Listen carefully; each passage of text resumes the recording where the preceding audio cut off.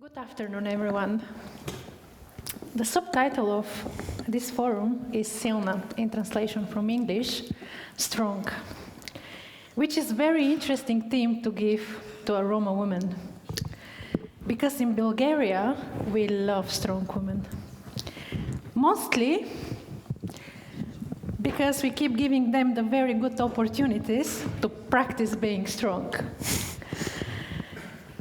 In Bulgaria, we often admire strong women, and we say it so easily, almost automatically. She is strong. But if you think carefully about it, it's also a very strange compliment. Because very often, the association that comes with it is that that woman had to survive things she should never have been forced to survive in the first place. So when I was invited to speak about strength, I said to Anna and to Dani, I cannot speak about strength without speaking about identity. So I have to start with identity. For many years, identity like mine were described and still are described mainly as limitations. Being a Roma, being a woman, being part of a minority that is constantly discussed but rarely listened to. And to be fair, identity can absolutely become a barrier. It becomes a barrier where stereotypes enter the room before you do. When people believe they are already know who you are simply because you are Roma. These stereotypes shape expectations, opportunities, and even the tone of conversations. Sometimes stereotypes create something quieter and more dangerous. Fear of rejection, fear of humiliation, fear of exclusion, and fear teaches people to stay silent, to avoid spaces where they expect to be unwelcomed. But identity can also become something else. As many here probably do realize it, and some of you maybe not, it can become an analytical asset. Because when you grow up slightly outside the center of system, you observe it very, very carefully. You notice the distance between how institutions describe themselves and how actually they behave. That distance gives to people like me and to people like you here clarity. It allows you to see things about systems.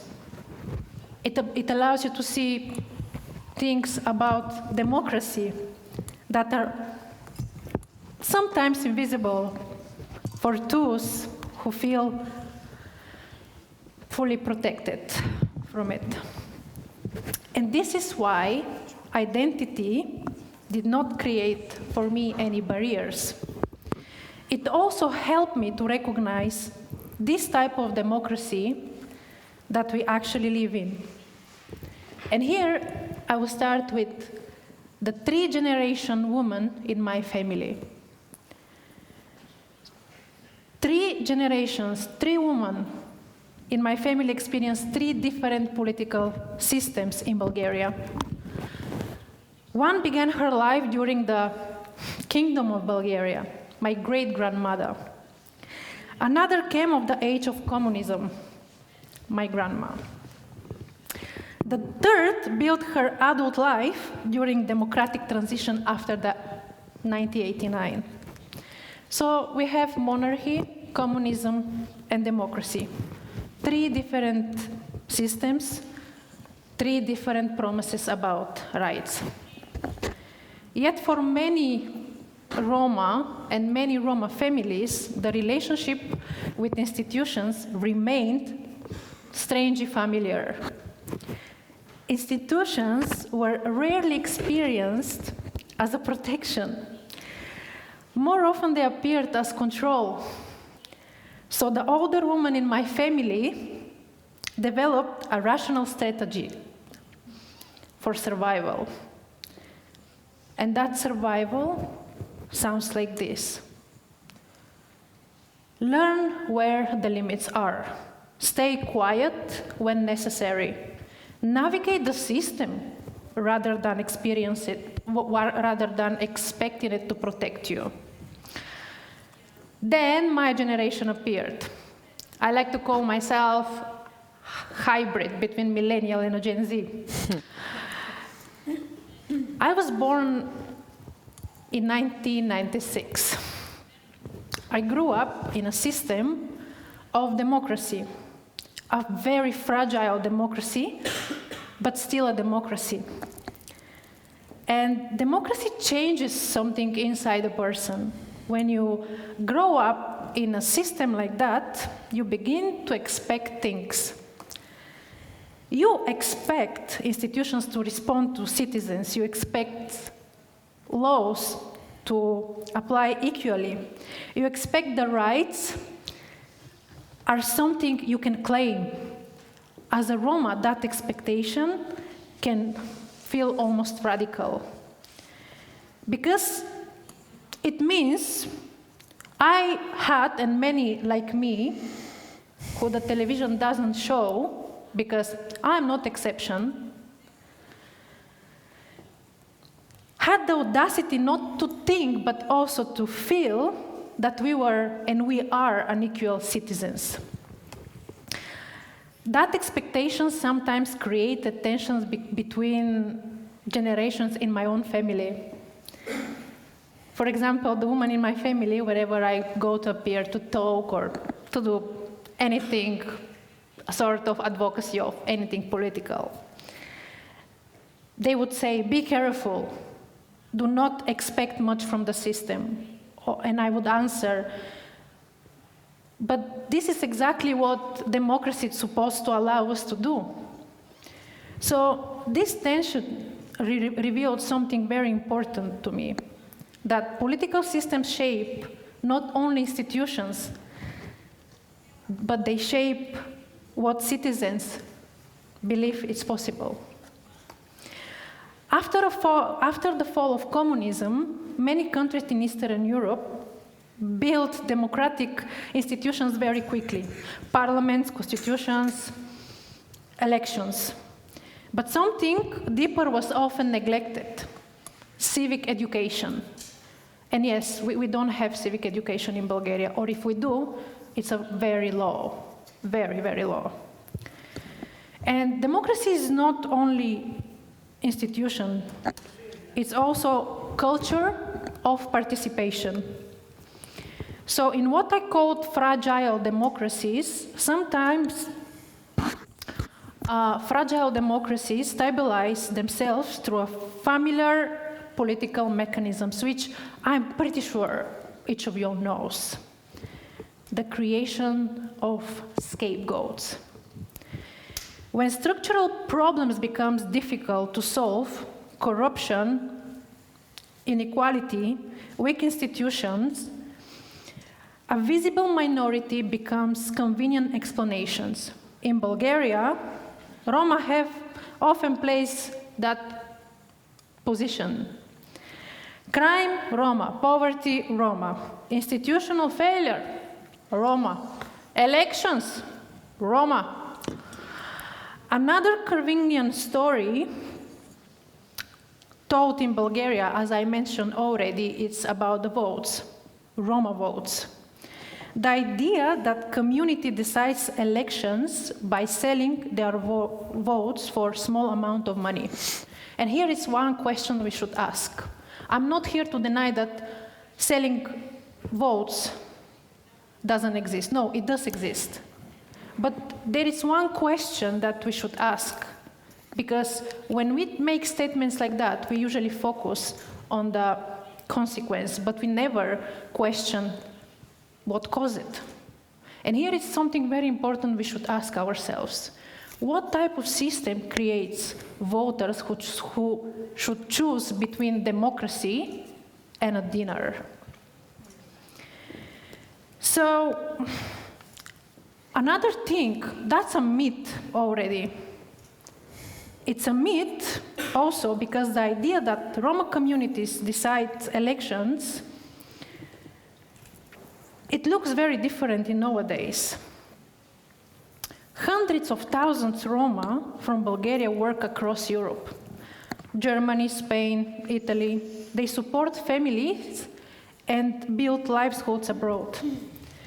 People who sustain entire families through work abroad are not waiting for the 50 leva in exchange for a vote. Vote buying exists, but pretending that few isolated ghettos in Bulgaria determine national elections is not analysis. It's another convenient myth. And like many myths about minority, it shifts responsibility away from institutions. Because the system of democracy itself as an idea is not the problem. Democracy as a principle is not flawed. The difficulty is in the mentality with which society apply it. Institutions can change quickly, but mentalities change slowly. And when the mentality does not change, democracy can exist on paper while functioning very differently in reality, as many of us already know and discussed here through the whole day. One example I will give you in Bulgaria, very recent from last year, that violated human rights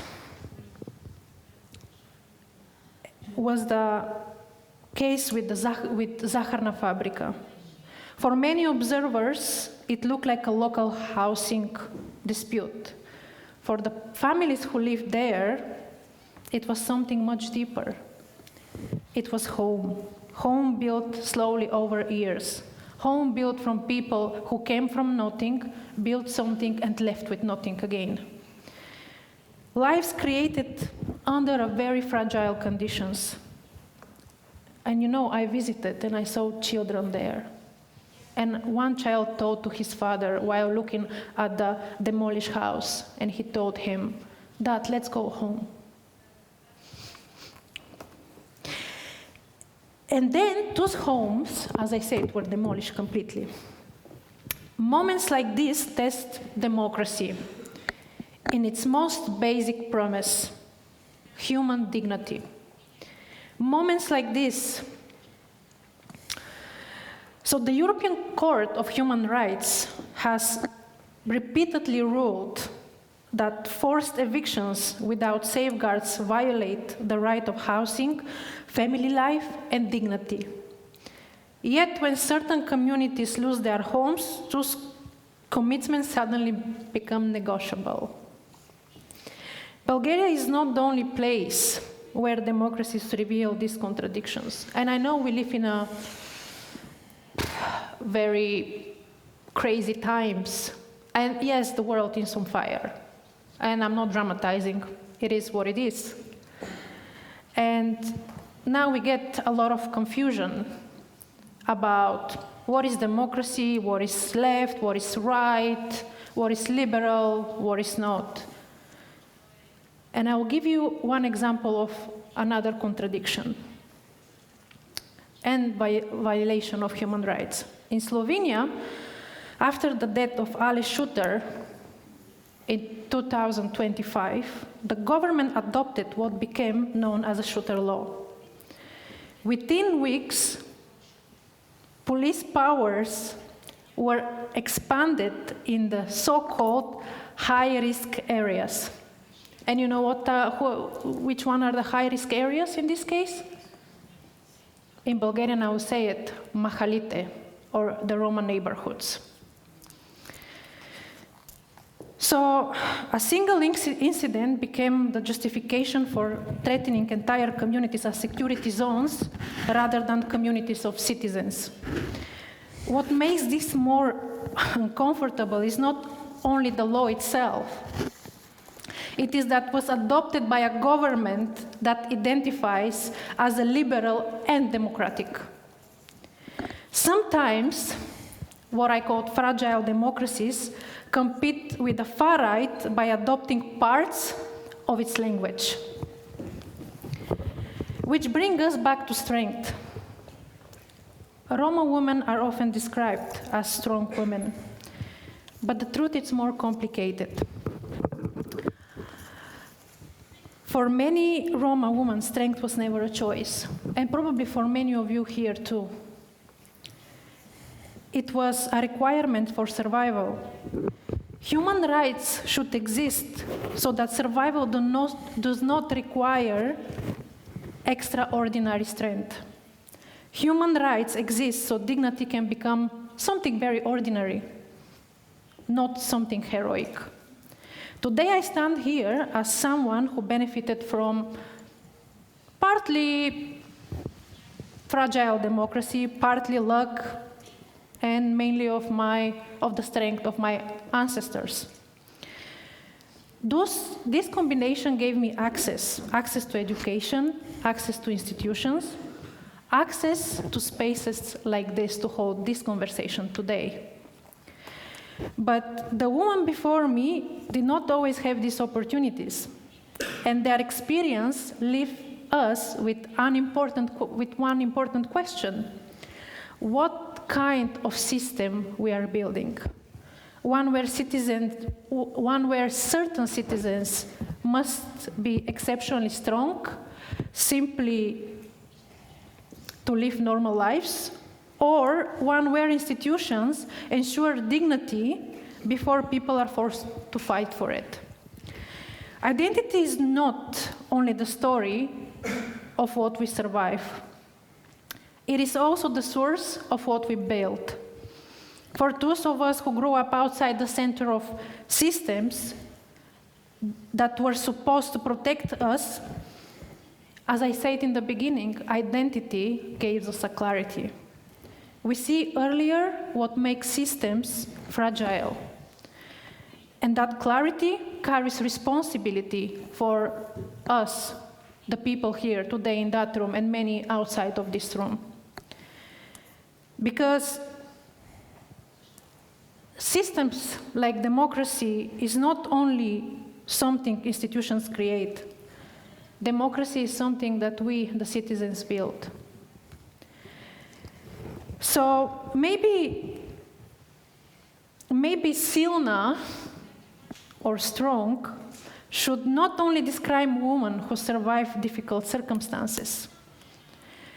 Maybe Silna should describe the democracy we are building, a democracy strong enough to protect dignity before people are forced to fight for it. A system where identity is not a barrier to rights, but a source of improving the system itself. That is the kind of Silna future worth working for. Thank you.